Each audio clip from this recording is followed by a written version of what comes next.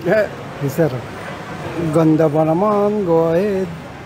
You know, sharing na naman tayo, mga paps.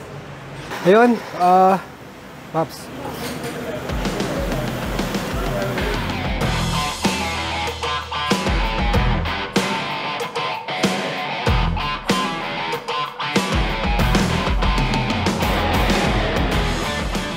Magandang hapon po sa inyo lahat and welcome po sa Master Garage Cavite, main branch namin. So meron kaming training mamaya. Ayan, kasi mamaya i-review ko to doon sa mga warriors natin, yung mga failure ng turbo. So meron tayong types of turbo na nandito sa harapan nyo. So tatlong turbo na yan yung lumabas. Yung una yung pure pneumatic lang. Ayan, tapos sumunod yung pneumatic electronic turbo. Ito yung pneumatic electronic turbo. Ayan, pneumatic, hangin. At meron naman tayong electronic, full electronic na turbo. Okay, so ito yung mga VGT, mga VNT na. Ito na yung mga makabagong lumabas. Okay, kaya lang, meron yung mga pros and cons. Nung araw, yung mga old school na turbo, ay bihirang-bihira yan na nasisira ang VGT, ang turbo actuator, yan, bihirang-bihira. Mas matibay yun kaysa dito. Pero, hindi accurate yung kanyang boosting. So, naglabas ang mga company, nag-usap-usap sila. Yan, bakit sila nag-usap-usap? Kasi pare-pares na yung mga turbo na lumabas, sa kahit anong brand ng sasakyan, kahit Isuzu, D4D, mga 4N15, yan, halos pare-parehas lang din naman yung kanilang mga technology pagdating sa mga makabagong panahon ng turbo. Happy? So, ito naman, ang pros naman ng ganitong klaseng turbo ay accurate ang kanyang boosting. Okay? Madaling na ma-manage ng sistema, okay, ng engine, yung boosting. At the same time, kasi kumpara dun sa mga old school na turbo, hindi mabasa eksakto yung kanyang boost pressure. Yan. So dito, nababasa niya talaga yung boosting. Yan. Yung turbo boost. Tapos controlled na to ngayon ng ECU. Yeah. So ito naman nagre-react itong turbo na to sa pamamagitan niya ng sensor. So ang sensor na nagko-command dito, okay, or nagbibigay ng signal sa ECU to turbo actuator, yung manifold absolute pressure sensor. Kasi yan ang bumabasa ng volume ng hangin sa loob ng intake. So, ang mass airflow sensor naman, yan naman yung binabasa yung dumaan na hangin. Okay, bago pumasok sa intake. Happy? So, okay, pag nabasa yan ng manifold absolute pressure sensor na, oy, sobra tayo sa boost. Yan. Kapag sobra sa boost, magbibigay yan ng signal sa ECU and then pagagalawin niya ang actuator. Yan, dito, ito. Yan, pagagalawin niya yan. Copy? Yan, pagagalawin niya sa pamamagitan na itong actuator. So, ganun din dito mga paps.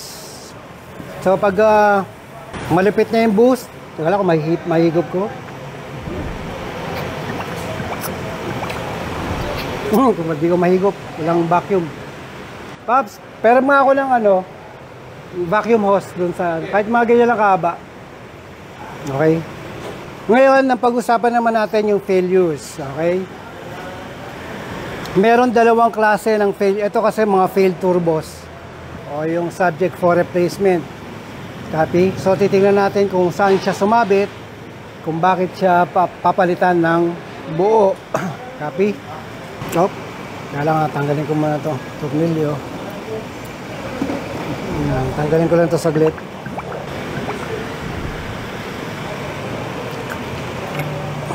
Yan. So ito yung mga failure ng turbo. Dito muna tayo sa full electronic. Yung mga failure ng full electronic ay yung turbo actuator. Copy. Pag naubos yung carbon yan, wala. Hindi na ito mag-react. Okay? Hindi niya nahihilain itong VGT. Ito hindi na ito mag-react. Copy. Hindi na mag-react yan. Yan. So, isa na yan. Diba? Turbo actuator. Pag hindi gumagana yung walang boost. It's either na ang error mo dyan ay overboost or underboost. Yan. Ganyan ang error code ng mga ganito. Kasi depende yan kung saan siya nag-stock. Pwede siya naka-stock close or stock open. Copy? And then, walang error code. Pero turbo may problema. Bakit? Naglo-low power, black smoke. Dito naman yan sa kanyang VGT. Yan. Ito ang kanyang VGT. Dito, dumadapo yung ito, Pops. Yan. Yung lever niya. Yan. Dito yan dumadapo. Yan. So, kapag ito ay nauubos nauubos kasi yan eh. Pops, ilawan mo. Yan. Ngayon, kapag ito ay naubos, ay na dapat nagpapatong-patong siya ng ganyan, ng sarado. Yan, papatong yan ng sarado, gaganyan. Ang problema, kapag yan ay naubos, nagkakaroon ng gap. Or, nakaangat na lang. Dahil sobrang init, dahil laging nababarahan ng carbon, ayaw niya na magsara ng maayos, ganyan. So, maglo-low power. Kasi kailangan niya ay full close. Copy? Kagaya nito, ito naman, ay marami ng gap dito, nakanganga na. Ayan, oh. Yan yung mga Pops, ha? Saan na yung Pops? Ayan. Ito, nakanganga na yan. Ayan. Pag ito nakanganga na, wala na, napasok na to. Nasisingit mo na to sa loob.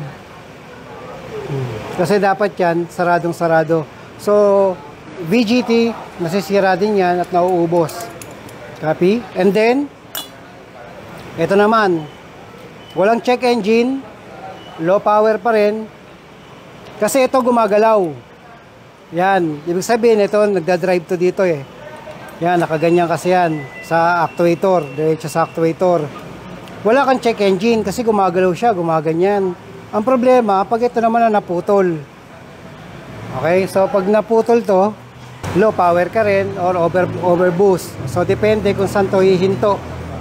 Yan, kapag nakabuka, pasukan yung exhaust gas, overboost. Kapag nakasara yan, walang papasok ngayon na exhaust gas para paikutin tong turbina.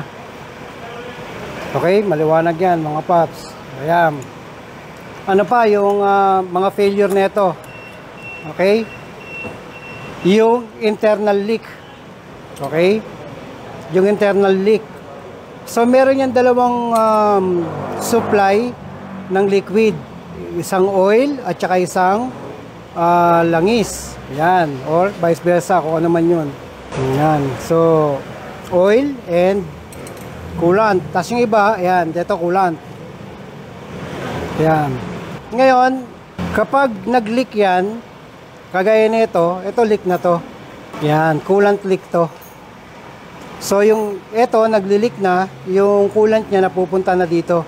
So, ito yung mga turbo engine na nagbabawas ng coolant, pero walang leak. Di mo makita kung nasaan. Pag start mo ng umaga, kasi napopondo yan dyan, pag start mo, yun na umuusok puti. Ayan. Puti-puti konti. Ngayon, ito namang isa, okay, ito naman yung oil leak failure. Yan, kita nyo. Yan, basa. Basang-basa ng langis. So ito, napupunta yan doon sa inyong exhaust manifold. Yan, o, basa. Basa na. Okay, basang-basa siya ng langis. Hindi naman nagtagas yung kanyang coolant supply. Ang problema naman yung langis.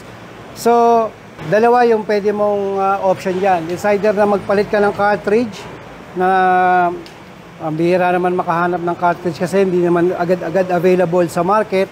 Kaya napapalitan niya ng isang buo. O kaya dumating yung isang cartridge. Ang problema, hindi naman magtugma-tugma dito sa hulma ng cold side at saka hot side. Yan. So, yon ang mga turbo failure. Copy? Ito, tingnan nga natin ito. Kaya ko higupin. Dito.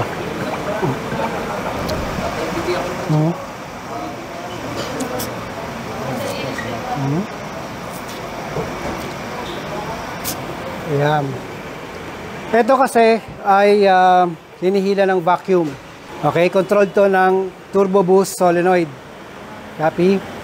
Ngayon, kapag walang boost, ito lagi nakababa. Lagi itong VGT niya lagi naka-close. Pag sobra-sobra naman yan, lagi lang siyang nakaangat, nakahila, nakasarado yan. Busog na busog ka naman ng boost. Copy? Mag-overboost. Ayan. So, yan yung mga failure ng turbo. Okay? Ano yun, Pops? Yung nag-whistle daw. Oo, yan. Okay, whistle. Yun nga. Pag naubos siya, nag-whistle. Okay? Pag naubos tong, ito. Yan. Pag yan naka-open lang, dapat kasi yan close na close. Kapag yan naka-open, magsisipol yan.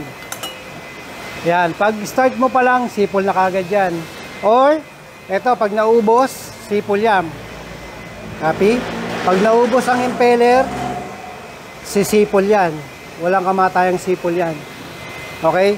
Minsan lumalabas siya pagkalinis pa ng turbo. Okay? Kasi wala na yung mga dumi-dumi. Nung malinis na, ayun na. Copy? Sisipol na. Yan. Yan ang medyo risky pagdating sa turbo. Okay? Copy? Maraming salamat and ciao. God bless. Mga paps, kung bago lang kayo sa channel namin, mag-subscribe lang kayo sa Master Garage.